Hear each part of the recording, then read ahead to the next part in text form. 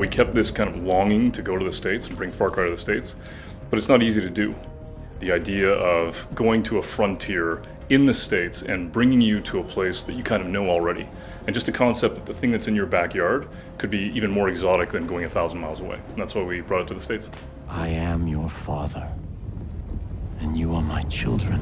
We have to compete with ourselves. We built Voss, we built Pagan Min, we wanted the father to be amazing. A cult leader who absolutely unequivocally believes that the end of times is coming and that he needs to save as many people as he can, whether they want to be saved or not, was, I think, the genesis for what we built. I think what was interesting about Montana when we went there is we met a lot of people that didn't want to be messed with. They wanted to be left alone. And it created this sense of a frontier and a remoteness that really resonated with us. And what was cool about the language of some of the things we're hearing was, sort of, maybe don't trust the government and we can do it ourselves. What happens when somebody else shows up and says, yeah, I agree with you, don't trust the government and we can do it ourselves and I will provide. All of a sudden you create this petri dish, this sort of magnet for crazy, which is where Eden's Gate goes. And this time we thought it would be really interesting if we basically create a cast of characters. And you've got, the family, you've got the entire group at Eden's Gate, you've got Joseph and Jacob, John and Faith, and they each have their own personalities, and they each even have their own agenda.